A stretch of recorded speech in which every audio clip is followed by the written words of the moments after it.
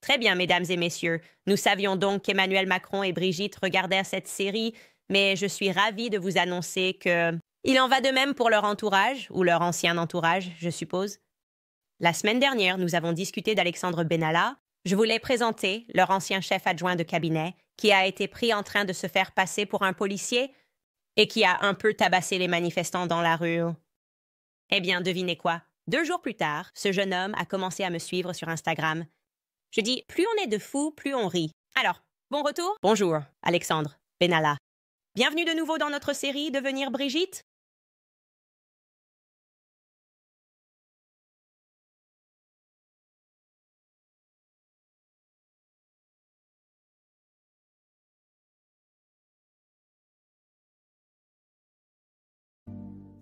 Honnêtement, je n'y croyais pas quand je l'ai vu. C'était comme une note prioritaire sur mon Instagram. C'est comme si Alexander Benalla avait commencé à vous suivre. Et j'étais comme, wow, d'accord, évidemment, wow. Quel est le sens de cela? Je ne suis pas vraiment sûre de l'objectif de ce suivi, étant donné que mon profil est public. Donc, vous n'avez pas besoin de me suivre. Vous pouvez simplement regarder mon profil, en privé.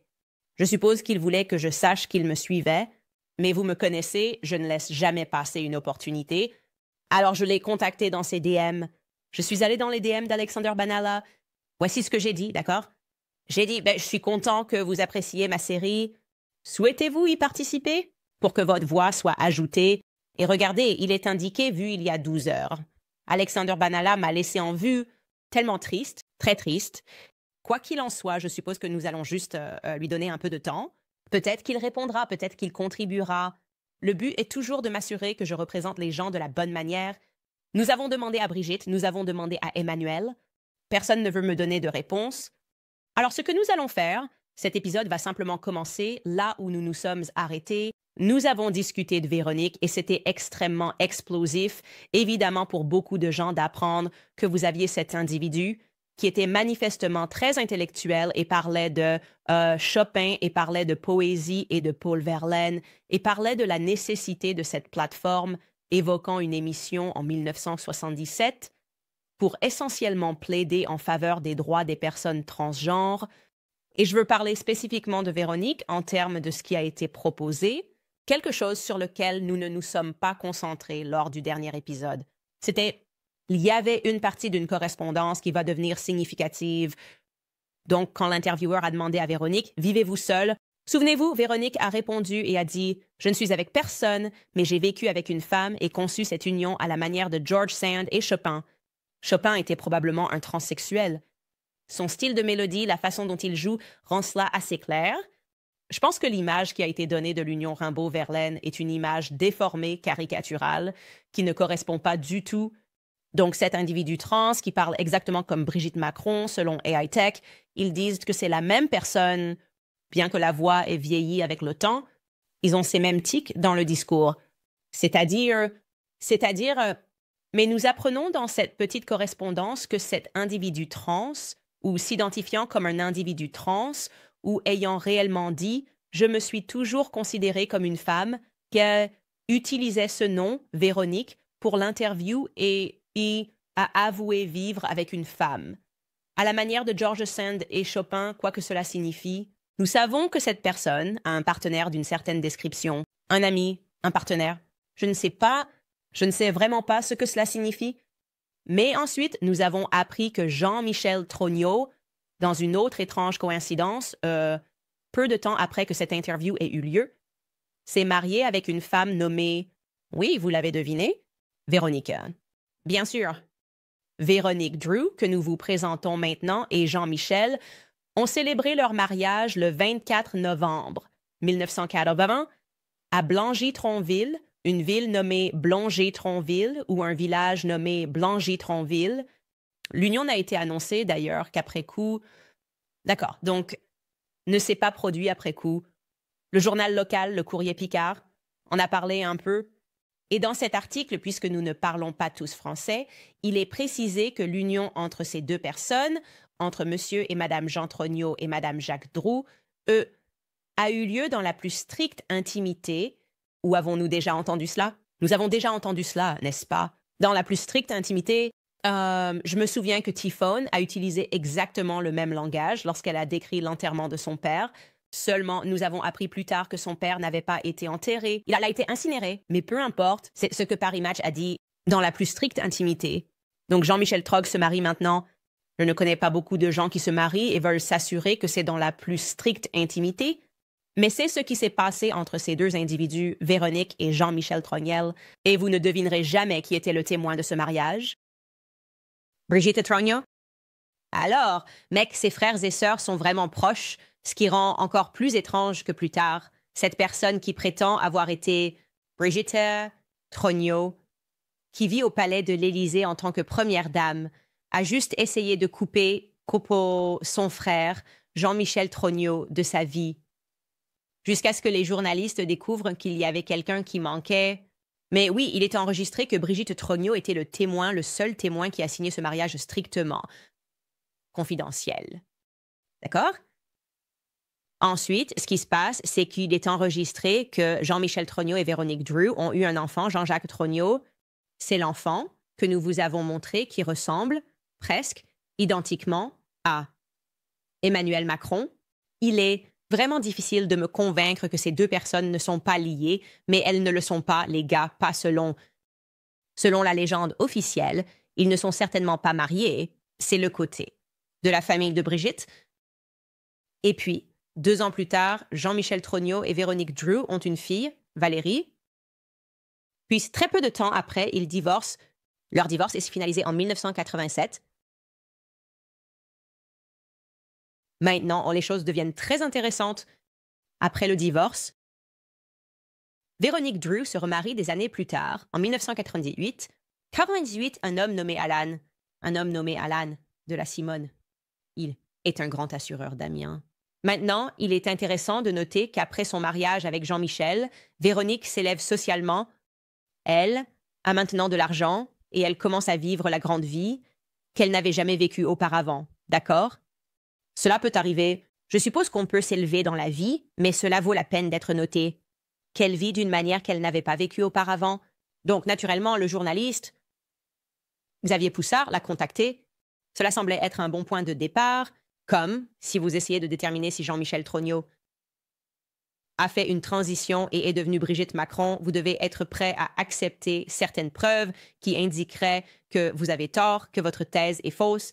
Et jusqu'à présent, tout le monde revient bredouille. C'est juste qu'ils ne veulent pas vous donner de réponse. Nous obtenons ces photos fabriquées ou des photos qui ne peuvent provenir que de Best Image, uniquement de Mimi Marchand, qui sont des images auxquelles il ne faut bien sûr pas faire confiance, car Mimi Marchand a un lourd passé criminel. Elle a été accusée de nombreux faux, de nombreuses extorsions, et elle a beaucoup de problèmes en ce moment. Donc, de toute façon, Xavier Poussard a décidé de contacter Véronique Drew. Et devinez quoi? Elle a parlé avec lui, comme, c'est étrange, quelqu'un dans la famille, dans l'unité, parlant à un journaliste. Et elle voulait lui parler. Vous savez, quand il l'a contactée sur WhatsApp, elle a dit, oui, fixons un moment pour parler à l'avenir. Et essentiellement, ce qu'elle a fait, c'est qu'elle voulait écarter ces rumeurs sur son ex-mari d'il y a très, très longtemps, John Michel Trogno. Et donc, je vais lire cette partie directement du livre de Xavier Poussard, qui est disponible sur Amazon, intitulé « Devenir Brigitte ». Et je veux que vous vous souveniez, Xavier Poussard est méticuleux. Il a gardé des enregistrements de chaque personne à qui il a parlé au cours de cette enquête de 8 ans. Donc, dans son livre, il écrit ceci à la première personne. Donc, je cherchais à contacter Véronique Drew. Quelle était la matérialité de son mariage avec Jean-Michel Trogno? Qui était-il? Comment et quand s'étaient-ils séparés? Après avoir épousé Trogno, Véronique Drew a continué son ascension sociale en épousant Ala Simone, maintenant répertoriée dans le Bâtin mondain. C'est là que j'ai trouvé son numéro. Je l'ai contactée sur WhatsApp. Elle a accepté de me recontacter le lendemain et l'a fait. Notre conversation a duré 1 demi-heure. Même si elle répète les formulations souvent entendues de l'entourage de Trogno, par exemple, ces femmes sont folles. En se référant à Natasha Ray et Amandine Roy, elle fait d'abord semblant de ne pas savoir de quoi il s'agit. À propos de Jean-Michel devenant Brigitte, n'est-ce pas? Écoutez, monsieur, je ne sais pas. C'est ridicule. De toute façon, parce que j'ai 2 enfants avec Jean-Michel, J'ai vu sur YouTube qu'ils ont fait un arbre généalogique où ils ont même suggéré que je pourrais être la mère de Macron. Véronique Droux fait bien sûr référence aux questions soulevées par les internautes sur la ressemblance physique. Frappante entre Emmanuel Macron, le mari de Brigitte, et Jean-Jacques Trogneux, le fils de Jean-Michel Trogneux, elle continue et dit « Écoutez, monsieur, je suis divorcée de Jean-Michel Trogneux depuis de nombreuses années. Écoutez, monsieur, je me suis remariée et mes enfants sont ici. Je ne veux pas de problème, mais je peux vous dire que Jean-Michel n'est pas Brigitte. C'est ridicule. J'avais 2 magasins de chocolat à Beauvais. Eh bien, j'avais 2 enfants, ça n'a pas marché. Alors, je suis retournée vivre chez ma mère et c'est tout. Mais je peux vous dire que Jean-Michel n'est pas Brigitte. Xavier dit « je la prends au mot ». Et je lui demande des photos de son passé partagées avec Jean-Michel Trogneux, promettant que, si elles sont concluantes, de clore l'affaire sans même publier ces photos. Et Véronique Droux lui dit « Brigitte m'a dit de ne pas m'en mêler. Je ne veux pas de problème concernant mes enfants ou à propos de... Ce n'est plus pertinent pour la famille. » D'accord? Donc, quelques points que je veux que vous reteniez, juste pour souligner à propos de cette petite correspondance. Elle dit à Xavier qu'après le divorce entre elle et Jean-Michel Trogneux, elle est allée vivre chez sa mère. D'accord? Elle souligne également avec insistance que Brigitte n'est pas Jean-Michel Trogneux, mais aussi que Brigitte lui a dit de ne pas s'en mêler. C'est assez étrange d'emblée, c'est étrange parce que vous avez 2 enfants avec son frère et vous voulez me dire ça. Ce n'était pas seulement votre ex-mari, Jean-Michel Trogneux, la personne avec qui vous avez élevé vos enfants, qui vous a dit quelque chose, mais plutôt son ancienne. Sa sœur, votre ancienne belle-sœur. Qui vous a dit de ne pas vous en mêler? D'accord, cela semble un peu étrange. Je m'attendrais à ce qu'elle dise « Jean-Michel Trogneux m'a dit de ne pas m'en mêler. Vous êtes tous fous, allez-vous-en. » Mais d'accord, mettons cela de côté. Vous voulez vivre avec votre mère après le divorce et pour une raison quelconque, vous écoutez ce que Brigitte Macron vous dit de faire plutôt que votre ex-mari que vous n'avez pas mentionné dans cette conversation et qu'elle ne mentionne pas dans le cadre de sa relation actuelle avec... D'accord, donc revenons à la conversation de Xavier, revenons à première personne, il dit cela dans son livre « Moi ». Xavier, je soutiens qu'elle devrait demander des comptes à Brigitte Macron parce que c'est à cause de son silence que sa propre photo ainsi que la photo de ses enfants, John Jack en particulier, circulent sur les réseaux sociaux. Elle me coupe et inexplicablement lâche. Et aussi, je connais le père de Macron. Eh bien, je ne le connais pas très bien, mais il était chirurgien à l'hôpital d'Amiens. Mais je ne savais pas Emmanuel Macron. Nous vivions à Toulon, je ne le connaissais même pas. Je l'ai vu au mariage de ma fille, la première fois que je l'ai jamais vu. Puis j'entends une autre personne sur la ligne. Véronique Droux s'arrête, visiblement embarrassée, comme si elle était allée trop loin. Elle se ressaisit et me demande « Eh bien, et quel est votre nom ?» Fin de la conversation. Donc, nous devons comprendre de cette conversation que quelqu'un était dans la pièce. « D'accord, dit-elle, je vais accepter de parler avec vous. » Et puis, il y avait quelqu'un dans la pièce quand elle avait cette conversation avec Xavier Poussard. Cela l'a arrêtée quand elle a donné un détail aléatoire, mais très intéressant qu'elle connaissait le père d'Emmanuel Macron, Jean-Michel Macron, mais elle ne savait rien d'Emmanuel Macron jusqu'à ce qu'il apparaisse au mariage de sa fille, Valérie.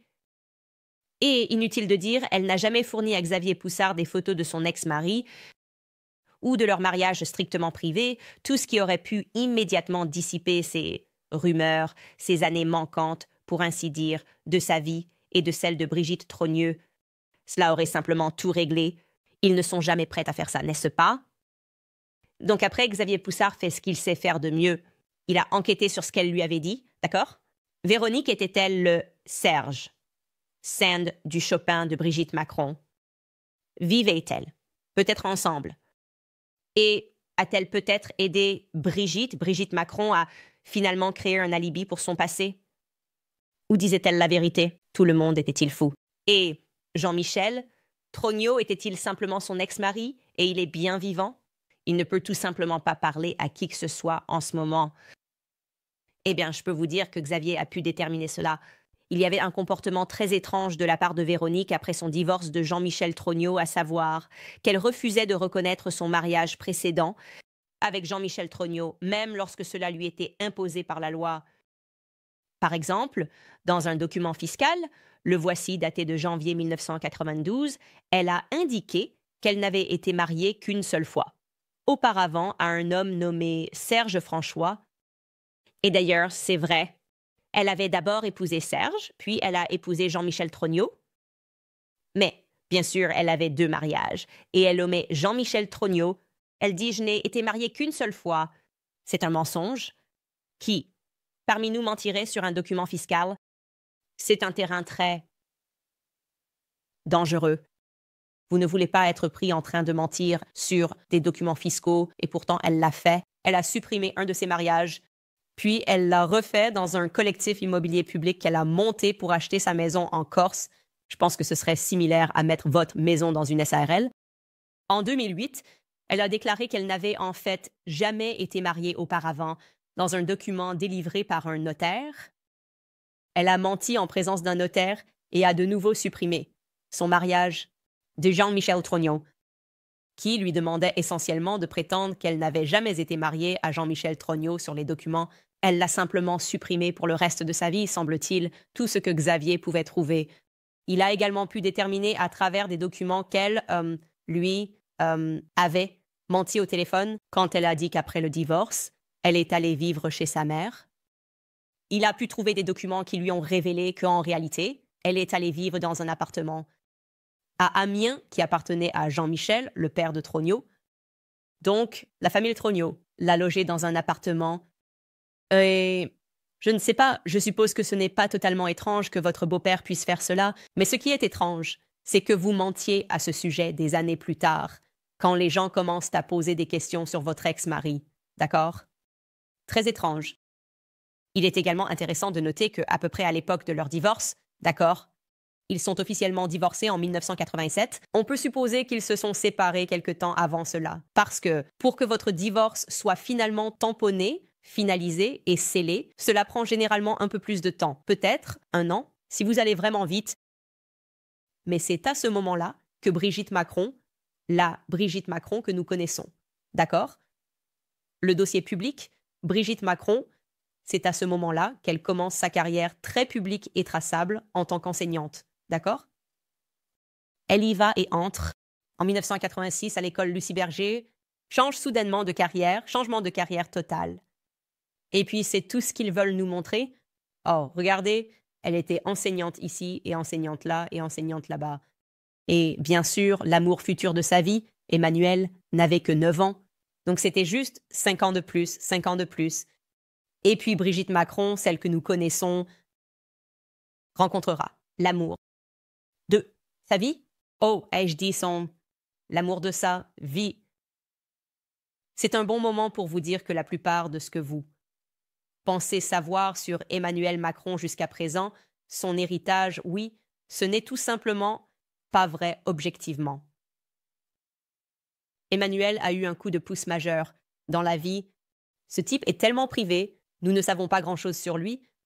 Ce que nous savons de lui est, je dirais, assez sinistre. C'est assez sinistre, ça me fait penser, je ne sais pas à quoi ce film. Un crime dans la tête. Je vous en parlerai après une courte pause de nos sponsors. Je tiens à remercier Preborn. Ils ont été nos sponsors depuis le début de ce podcast. Nous savons qu'ils font un travail formidable. Planned Parenthood dépense des millions pour cibler les femmes vulnérables qui sont convaincues qu'elles devraient prendre la pilule abortive parce que c'est une solution rapide et facile. Mais ce que Planned Parenthood ne dit pas à ces femmes, c'est qu'il y a une dévastation qui suit. Il y a de la douleur, des regrets, la réalité d'avoir mis fin à une vie. C'est pourquoi Preborn intervient grâce à une technologie innovante. Preborn atteint les femmes déterminées à avorter avant qu'elles ne prennent cette pilule, avant qu'il ne soit trop tard. En fait, à ce jour, le réseau de cliniques de Preborn a sauvé plus de 300 000 bébés et a vu plus de 90 000 femmes venir à Christ. Mais cela ne s'arrête pas là. Le réseau de cliniques de Preborn accompagne ces mamans à chaque étape, leur offrant des conseils, des fournitures de maternité et le soutien dont elles ont besoin pour choisir la vie, mais ils ne peuvent pas le faire sans nous. C'est pourquoi seulement $28 aideront à fournir une échographie à une femme en crise. C'est littéralement ça, 28 $ pour l'aider à avoir son bébé et choisir la vie à la place. Donc, si vous souhaitez faire un don, il vous suffit de composer le dièse 250 et de dire le mot-clé bébé. Encore une fois, c'est dièse 250 bébé, ou vous pouvez faire un don en toute sécurité sur preborn.com/Candace. C'est preborn.com/Candace.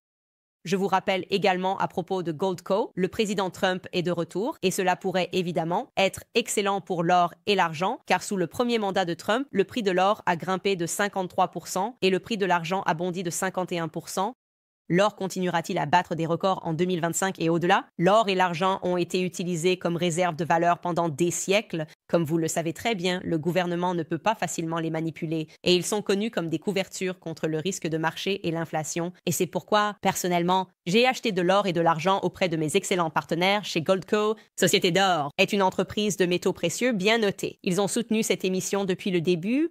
Et ils ont aidé les travailleurs acharnés d'Amiens à acheter pour plus de 3 milliards de dollars en or et en argent. Ils savent ce qu'ils font. Donc, en ce moment, vous pouvez obtenir gratuitement leur kit or et argent 2025. En plus de cela, vous pourriez également être éligible pour jusqu'à 15 000 $ en argent bonus, voire plus. Alors, pour en savoir plus, rendez-vous sur CandiceLikesGold.com.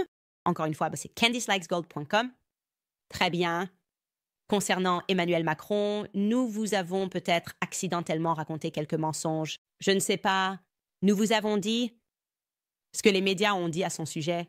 Et les médias ont certainement raconté des histoires à son sujet, le peignant comme ce virtuose de Mozart, juste en avance sur son temps, essayant de, je ne sais pas, faire en sorte que tout le monde adhère à cette histoire, qui est au mieux une histoire de viol statutaire, et pourrait encore être poursuivi d'ailleurs jusqu'à la fin de cette année, ce qui serait fascinant. Mais oui, la presse a dit à tout le monde qu'il était juste cet écrivain incroyablement doué qui aimait aussi cela, jouer du Chopin pour Brigitte au piano. Ok, wow, cool. D'après le livre de Xavier en 2020, le mythe de l'écrivain Macron a été définitivement démystifié par un journaliste. Il n'arrêtait pas de dire qu'il écrivait ses romans et Brigitte parlait de sa passion pour l'écriture lors des interviews. Eh bien, essentiellement, ils ont réalisé que non, ce n'est pas vrai. Rien de tout cela n'est vrai. Et ils l'ont fait créer cette idée de lui simplement parce qu'ils voulaient que le public croie qu'il était ce génie et qu'il méritait donc d'être soudainement au centre. En tant que politicien, qu'il avait eu ce parcours où il était en quelque sorte un jeune prodige. Et comme je l'ai dit, cela ne pourrait pas être plus éloigné, bon charm, la vérité. La réalité est que la véritable histoire d'Emmanuel Macron est plutôt une imposture. Faites semblant jusqu'à ce que vous y arriviez. D'accord, c'est comme ça que vous le diriez. Faites semblant jusqu'à ce que vous y arriviez. Comme nous l'avons souligné auparavant, on ne sait pas grand-chose de son enfance, d'accord? C'est bizarre, ça devient très étrange. Sa mère, nous le savons maintenant, était responsable du programme de réassignation de genre au Bureau de la Sécurité sociale. Son père était psychiatre, mais selon Véronique, elle n'avait aucun souvenir d'Emmanuel ayant été en sa présence. Sa grand-mère, Manette, nous le savons, était certainement impliquée dans son enfance. C'est la seule dont il parle avec affection ou même qu'il relie à son enfance dans son livre. Nous savons aussi que grand-mère avait un penchant pour les livres centrés sur la pédophilie. C'était le truc de grand-mère. Que voulez-vous faire? Elle aime ces livres, comme ceux centrés sur la pédophilie. Elle est juste du genre « Hey, est-ce un pédéraste? » Ouais, c'est vraiment cool. Parlons d'André Gide. Parlons-en. Parlons de tous ces passages étranges. Moi et mon petit enfant, nous partageons cela l'un avec l'autre. Comme je l'ai dit, nous avons appris qu'il était un peu solitaire. Il n'avait pas beaucoup d'amis. Les amis, les gens qui allaient à l'école avec lui, ne savaient même pas ce que faisaient ses parents. Eh bien, selon le livre du Wall Street Journal, la montée calculée de Macron, c'était la famille Rothschild, la banque Rothschild, qui avait tout à voir avec son CV professionnel. Et assez curieusement, Xavier Poussard avait découvert que la banque avait commis une erreur interne dans leurs documents en listant Macron, qui est censé être né à Amiens, comme étant né à Paris à la place. Et ils ont fait cette erreur. Sur plusieurs documents, d'ailleurs. Je vais vous en montrer quelques-uns. Et la réalité est, bien sûr, que cela revient sans cesse. Que l'on nous dit dans la biographie officielle qu'il est né à Amiens. Ensuite, bon, nous avons l'ancien maire d'Amiens qui a dit non, il est, tout que toi, comme venant de la région du Touquet. Maintenant, nous avons les Rothschild qui rapportent qu'il est né à Paris. Et nous ne savons tout simplement pas ce qui est vrai et ce qui est faux. Nous ne savons vraiment pas. Mais nous avons cela. Des procès-verbaux de la banque Rothschild. Ici, il est dit qu'il est né là, le 21 décembre 1977 à Paris, et ils refont cela. Et ils continuent simplement à faire cette erreur totale qu'il est né à Paris, mais cela doit avoir été une erreur administrative. Maintenant, Emmanuel lui-même n'a jamais nié sa proximité avec les Rothschild. En fait, il a dit cela en 2012 et, je cite, « J'avais un parcours tellement inintelligible. Personne ne pouvait me comprendre en dehors de Rothschild. » D'accord. Et quand il est devenu conseiller économique du président socialiste François Hollande, il a dit que David Rothschild, je cite, « connaît mon engagement. Je suis sa couverture, sa protection. Quand la gauche est au pouvoir, je serai son protecteur. » Hein? Ah. De quoi parles-tu? Que dis-tu? Que dis-tu, Emmanuel Macron? Tu vas être son protecteur quand tu seras au pouvoir? Je vais te lire ce passage concernant son ascension à la banque Rothschild parce qu'apparemment, sa montée en grade n'avait aucun sens pour ses collègues. C'est tiré du livre de Xavier, je cite, « Au sein de la banque, la progression d'Emmanuel Macron a surpris beaucoup de monde. » Cyril Harfouche a expliqué qu'il avait été identifié comme une personnalité très singulière avec beaucoup de contacts. Et Sophie Javary, qui l'a formé chez Rothschild & Co., rapporte qu'il avait des contacts de très haut niveau pour nos dossiers avec des liens avec l'État. Selon elle, ses collègues les plus expérimentés étaient surpris par ses soutiens au plus haut niveau de la banque, notamment David Rothschild et son bras droit, François Henrot, qui lui permettait occasionnellement de contourner sa hiérarchie immédiate. Ce soutien lui a permis de devenir, à l'âge de 32 ans, le plus jeune associé gérant de l'histoire de la banque, même si, selon d'autres employés, il était un piètre technicien. Macron n'y connaît pas grand-chose. Lors des réunions, nous ricanons et réfléchissons ardemment. Voici une autre perle de Macron. Maintenant, en rapportant d'autres confidences de Rothschild et de co-dirigeants, le journaliste Mark Endewald confirme l'amertume suscitée par sa promotion accélérée. Chez Rothschild, il a la réputation de n'avoir jamais écrit une équation. Il ne savait même pas ce qu'est l'EBITDA, le bénéfice d'exploitation d'une entreprise. David de Rothschild a dû, pour le citer, les violer, pour le nommer associé gérant.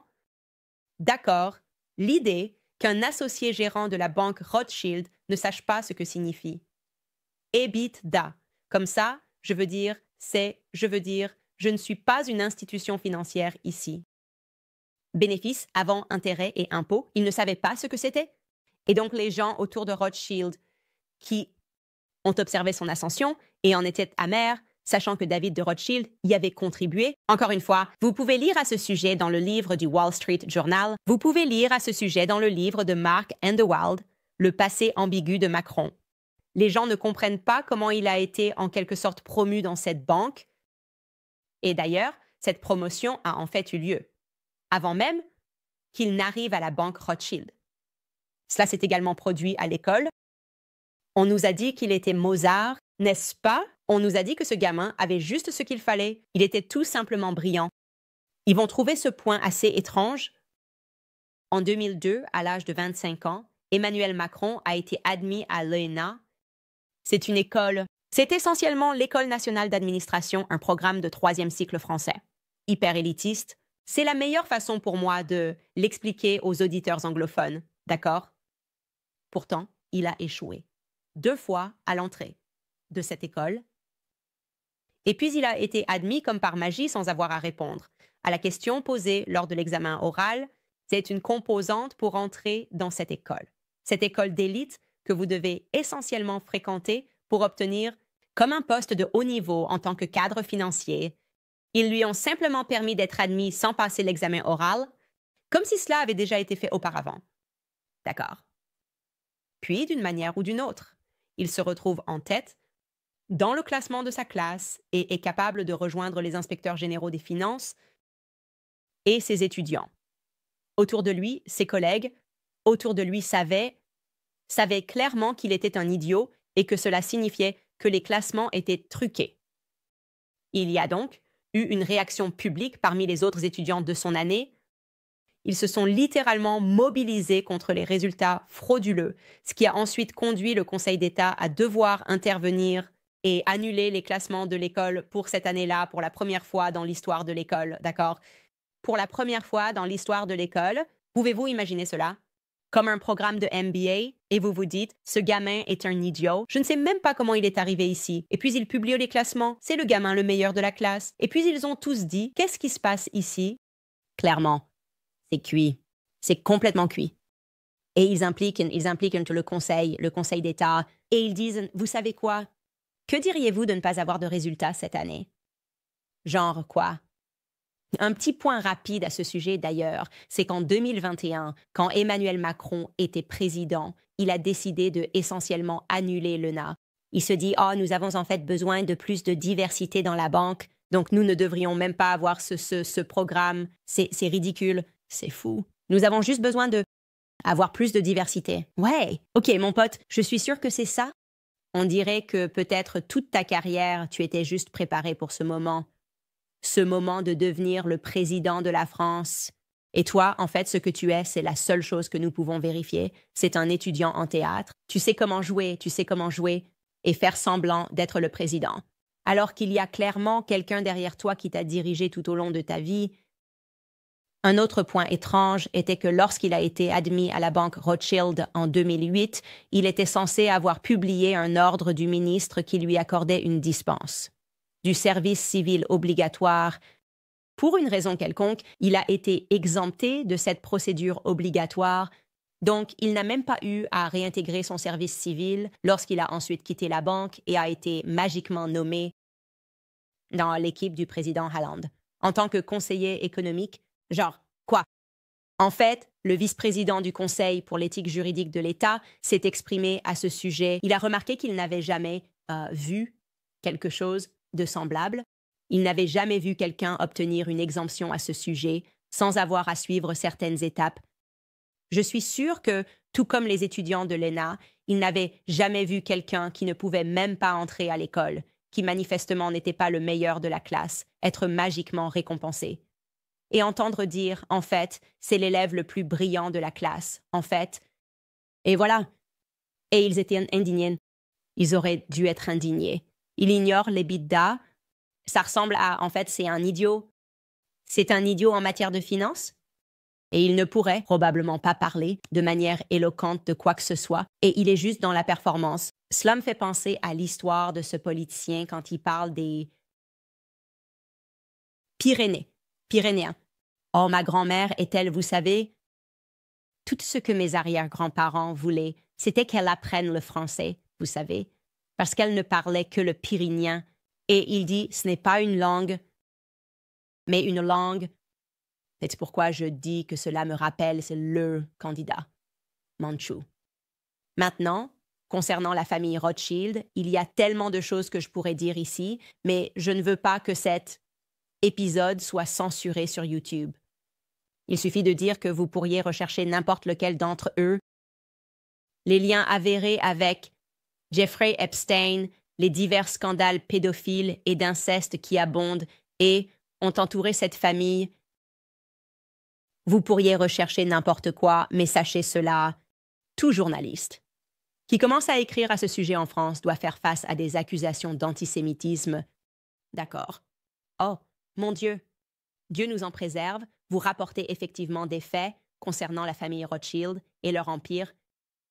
Ce que je vais faire ici à la place, c'est vous laisser, avec ce qu'a dit Xavier Poussard, car je pense qu'il a résumé cela de manière assez brillante concernant les Rothschild. Il a écrit notoirement que la longévité et la préservation de la fortune des Rothschild reposent sur une pratique extensive de l'endogamie et des alliances entre cousins, essentiellement de consanguinité.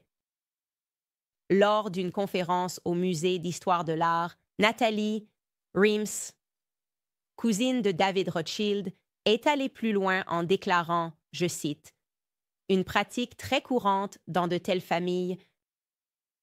Le vice est agréable, mais l'inceste est le meilleur car il reste dans la famille. Nous sommes simplement élevés pour être silencieux afin que rien ne sorte.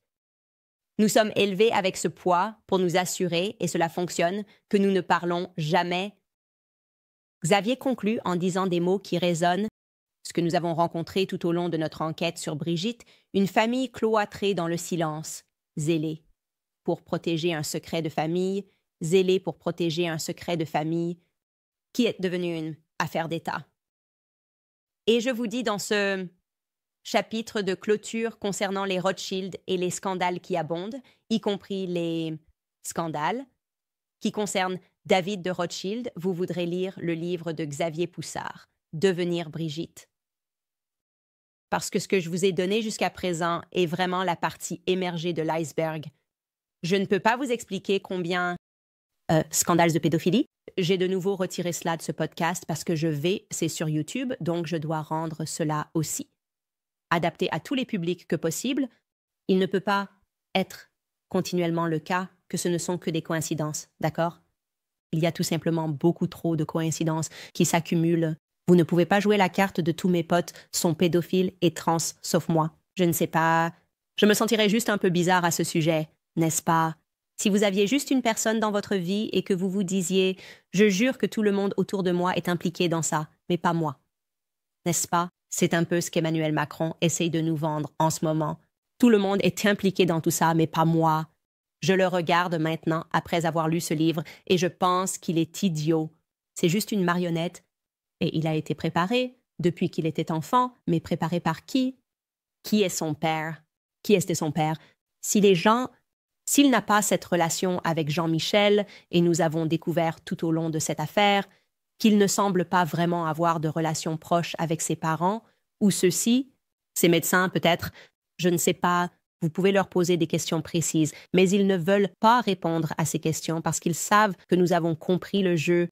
Et le jeu, c'est que vous devez être très précis dans la façon dont vous leur posez des questions, car ils peuvent changer d'identité et ils peuvent changer de nom. La famille a cette capacité.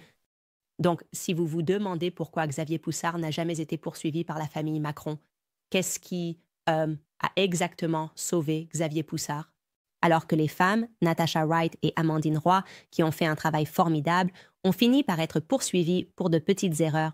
La réponse est en fait assez drôle parce qu'elle se résume en quelque sorte aux différences entre les hommes et les femmes.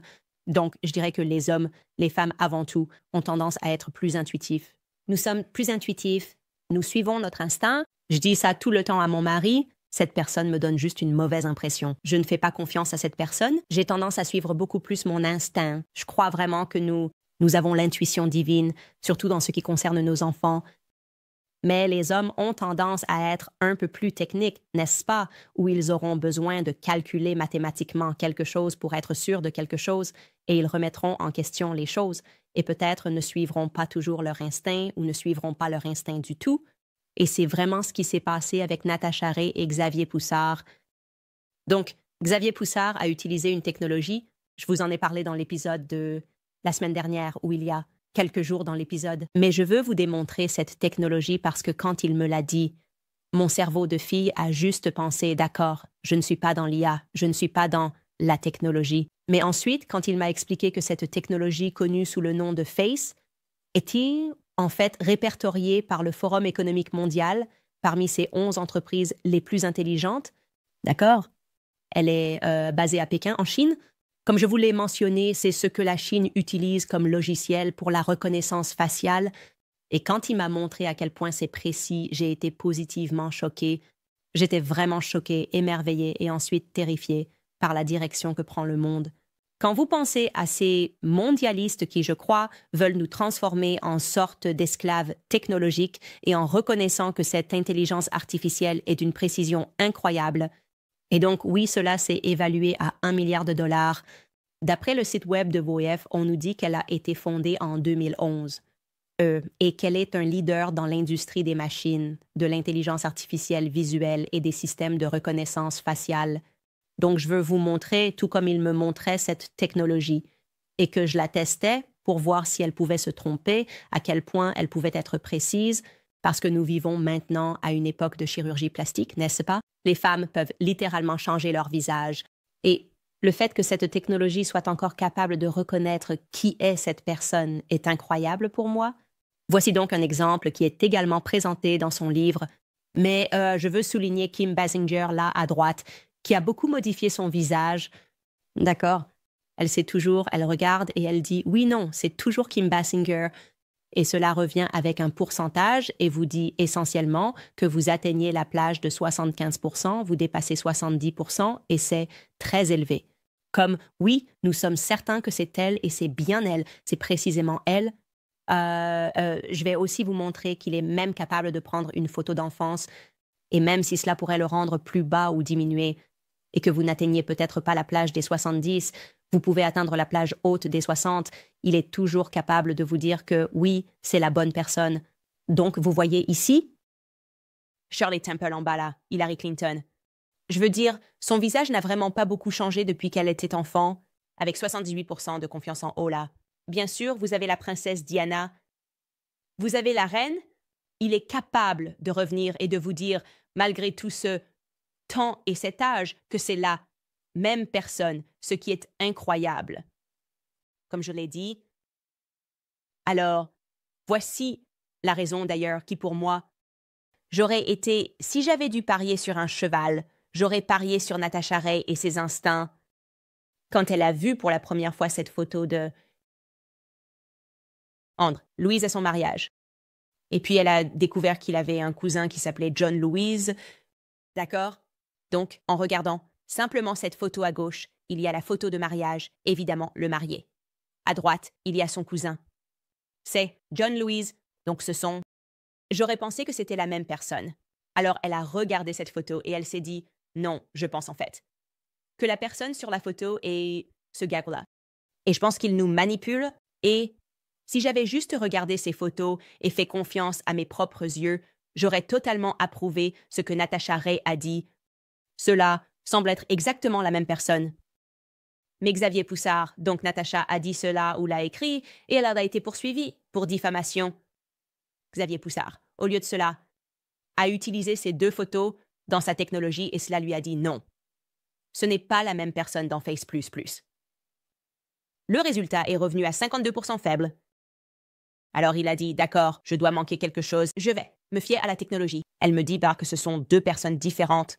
Ils se ressemblent tellement, ses cousins germains se ressemblent beaucoup, mais la technologie l'a détecté.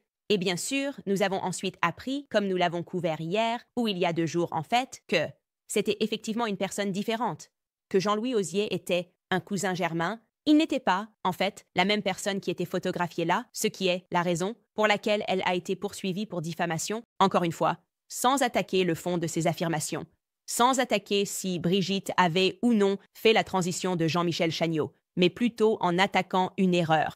Cela va arriver lorsque vous enquêtez sur une histoire et que les gens refusent de vous donner des réponses, et souvent en vous envoyant intentionnellement sur la mauvaise voie, n'est-ce pas? Donc, concernant Brigitte Macron, qui a maintenant changé de visage, comme nous l'avons appris, nous savons qu'elle consulte ce médecin. Elle subit une chirurgie de féminisation. C'est une bonne méthode. Et en plus, elle a maintenant dans les 80 ans, n'est-ce pas? Et nous n'avons que des photos. De son enfance, seulement des photos de Jean-Michel Dragneau, de son enfance. Quand vous comparez cela avec la technologie renvoie cela de cette manière. Elle nous dit qu'il y a une forte probabilité, et cela avec des dents artificielles, des dents différentes, n'est-ce pas? Cela nous dit que c'est ce garçon sur cette photo de classe, d'accord? C'est ce garçon sur cette photo de classe. Cela passe de normal à élevé, le plus élevé étant à 17,3%. Et c'est juste avec la photo de classe et des années de travail, d'accord? Nous ne comparons même pas cela aux photos de classe, quand elle avait encore les dents que vous voyez là sur le côté gauche, n'est-ce pas? Quand Brigitte avait encore des dents, c'est avec une tonne de travail effectué par le magicien pour la communauté transgenre, n'est-ce pas? Un gars qui peut te transformer en femme. Il te regarde les femmes comme si elles étaient de l'argile. Et il est toujours certain que c'est Brigitte Macron, d'accord? que ce petit garçon est devenu Brigitte Macron, il est également certain que la femme sur la photo de mariage, donc plus âgée sur Brigitte Trognaux, qui a épousé André-Louise, n'est pas la première dame, Brigitte Macron, que nous voyons aujourd'hui. Il est peu probable que ce soient les mêmes personnes. Qu'est-ce qui se passe ici? Que voulez-vous dire? Il est peu probable. Cela nous donne peut-être la réponse à pourquoi elle ne répondra pas. Elle ne rejoindra pas un procès et n'affirmera pas formellement en disant simplement « c'est moi sur la photo, d'accord ?» Elle ne répondra pas à mes questions. Comme notre équipe juridique est intervenue et nous avons dit « nous ne voulons pas mentir », tout comme Xavier, nous ne sommes pas ici pour répandre des mensonges, d'accord? Ça ne m'aide pas. Cela ne donne pas envie à mon public de revenir à mon émission quand je suis pris en flagrant délit de mensonge intentionnel et de diffamation pour le simple plaisir. Aide-moi à t'aider, Brigitte. Est-ce toi sur la photo de mariage?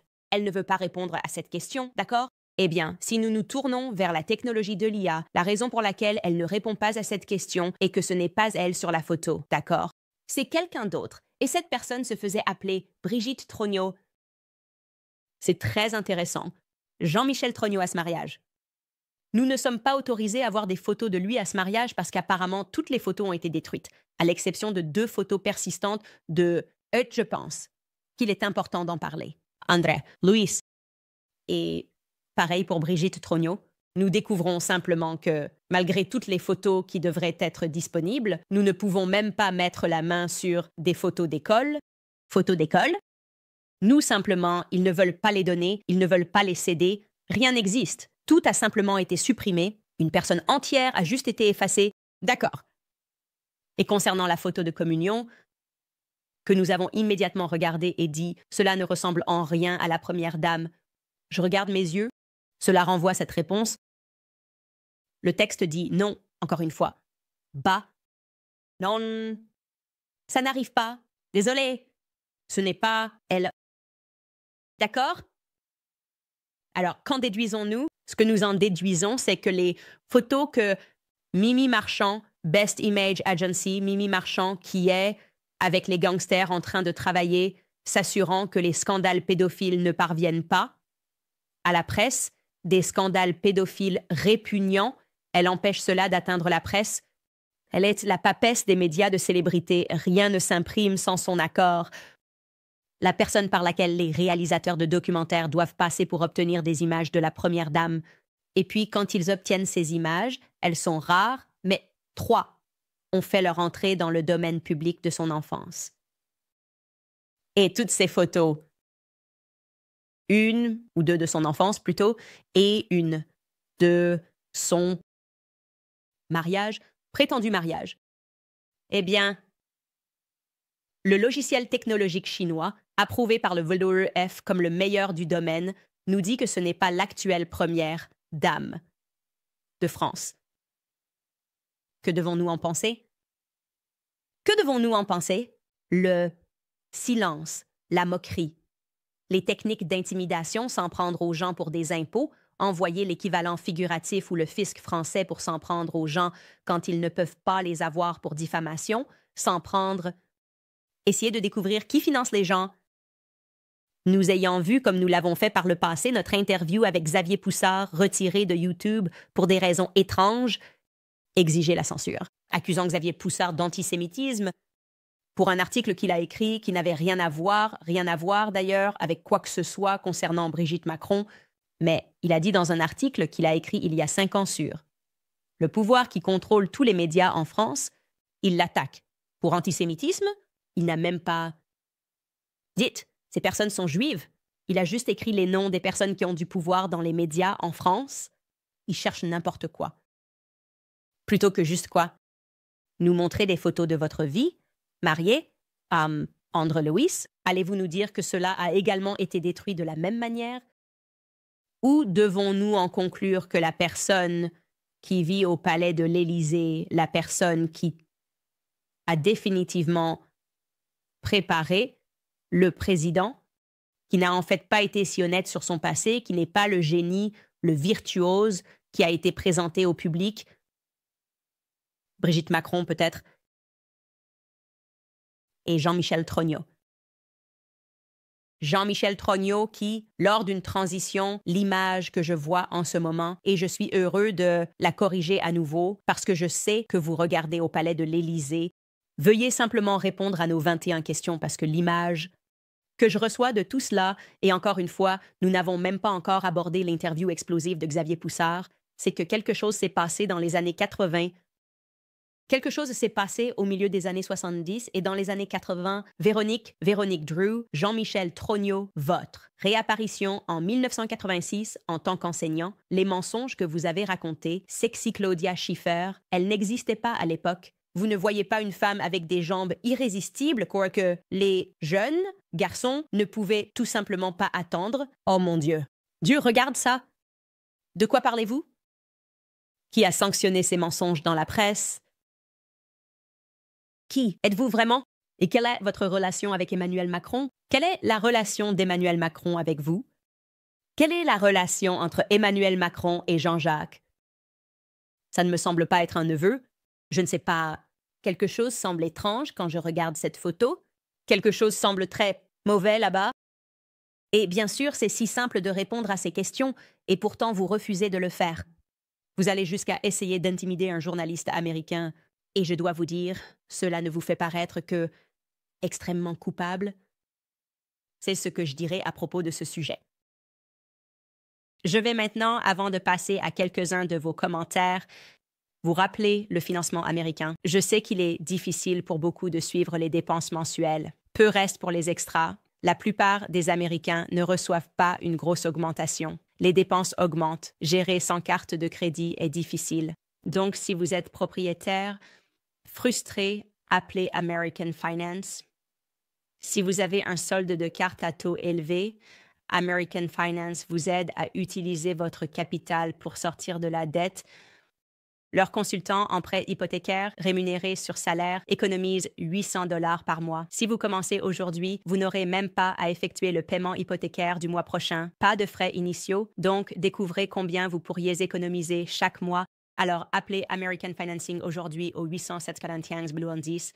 Encore, c'est le 800-795-210 ou visitez americanfinancing.net/Owens. C'est americanfinancing.net/Owens. D'accord, les gars. Nous allons diffuser l'interview de Xavier Poussard. Je voulais faire un épisode de plus à ce sujet parce qu'il y a des choses dont il parlait, mais que cela ait du sens quand il parle du logiciel. Qui l'a vraiment sauvé de faire des erreurs ou de tirer des conclusions hâtives, ce qui leur aurait donné la possibilité de bondir.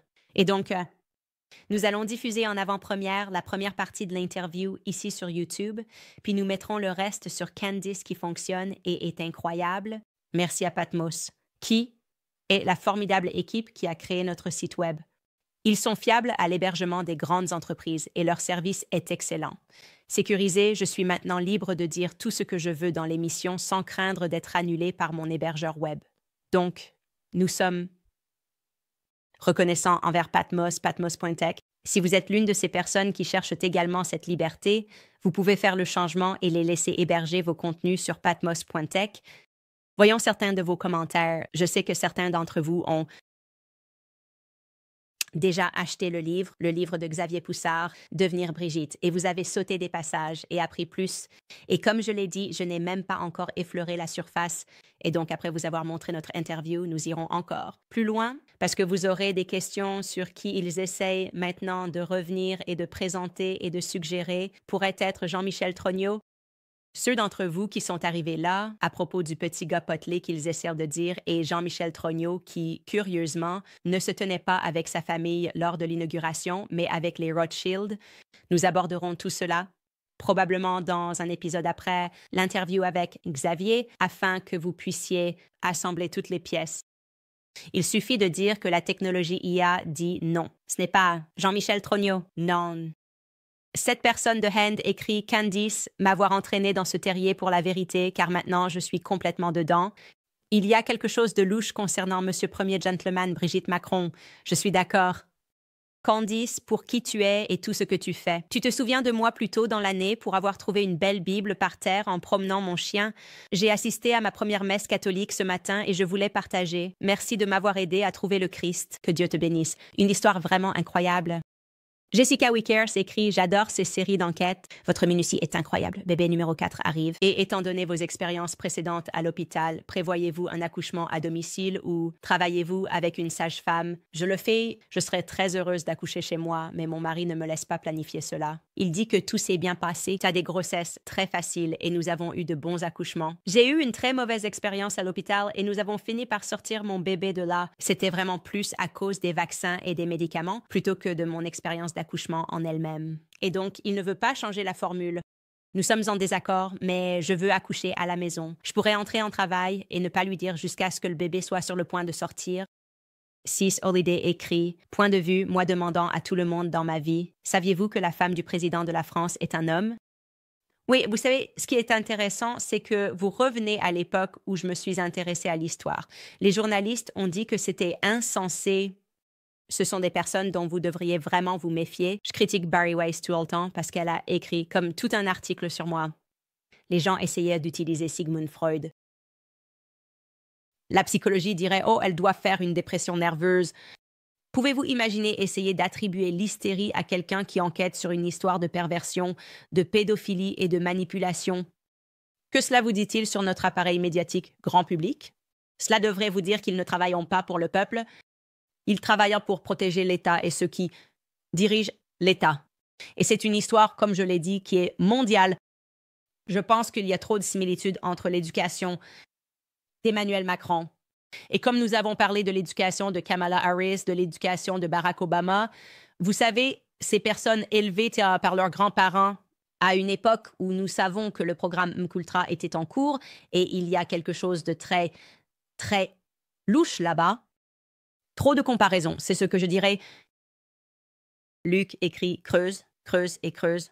Découvrez qui se cache derrière cette personne. 47 contre un enfant de 14 ans. Pas, d'accord. Que se passe-t-il avec les élites? C'est mauvais. Elle avait, vous vouliez dire, 37 ans. Désolée, elle avait 14 ans. Elle avait 39 ans. Christian Fortin écrit « Nos salutations sincères à Emmanuel Macron, Brigitte Macron, Jean-Michel Trognot, Liliane de Rothschild, Pétaphine Osière et Gigi Trognot, qui sont tous d'une manière ou d'une autre avec nous ce soir. En effet, ils le sont. J'entends des rumeurs selon lesquelles lui, Emmanuel Macron, est soit même en train de chercher à embaucher des personnes en relations publiques pour gérer la fracture de son image. Et Tiffany est silencieuse. J'ai beaucoup de questions à son sujet. Le seul enfant qui semble vraiment s'exprimer. Et c'est intéressant parce que, comme je l'ai dit, nous ne savons pas ce qui est arrivé à Brigitte Trognot, mais nous savons que quoi qu'il soit arrivé à la vraie Brigitte Trognot, Tiffany aurait été trop jeune pour se souvenir d'elle. Donc, je trouve cela assez intéressant. Et c'est pourquoi nous avons créé une chronologie que nous devrions partager avec vous tous pour que vous puissiez simplement la saisir. Un peu les mouvements ici, la chronologie de Brigitte Trognot, une chronologie de Jean-Michel Trognot, un peu comme l'effacement et la disparition de ces deux-là, la réémergence de Brigitte Osière, plus tard pour devenir Macron. C'est juste. C'est une histoire trop parfaite quand on commence à y regarder de plus près. Mais les amis, si vous voulez soutenir notre travail, visitez CandaceOwens.com. Vous pouvez donner ce que vous voulez. Vous pouvez également vous inscrire. Nous avons toute une série sur les vaccins. Vous pouvez également soutenir en achetant mon deuxième livre qui est disponible en pré-vente. Rendez-vous sur CandaceOwens.com. Il y a tellement de façons de soutenir les journalistes indépendants et les personnes qui prennent ces risques et racontent ces histoires. Parce que je pense vraiment que nous vivons un éveil mondial. Et nous réalisons que quelque chose de très sombre et de très pervers se passe et qu'il y a trop de pouvoir qui essaie de nous empêcher d'avoir cette conversation. Et il va falloir que nous nous soutenions mutuellement et que nous nous éduquions les uns les autres pour que nous puissions réellement changer les choses pour nos enfants. Et c'est mon investissement dans cela. D'ailleurs, c'est ma part dans ce jeu. C'est que j'ai des enfants qui doivent grandir dans ce monde. Et plus j'en apprends sur les choses qui se sont passées et qui se passent, plus cela me terrifie. Et donc, je ne garde pas ma bouche fermée. Comment je m'en sors, Emmanuel Macron, pour me taire? Vous m'avez effectivement dit de me taire en gros en beaucoup de mots sur 100 pages. Vous avez dit « ne dites rien ». Et je n'ai pas rien dit. J'ai vraiment échoué à ne rien dire. Je ne suis tout simplement pas douée pour ça. Ce n'est pas mon truc. Quoi qu'il en soit, les amis, nous vous verrons demain.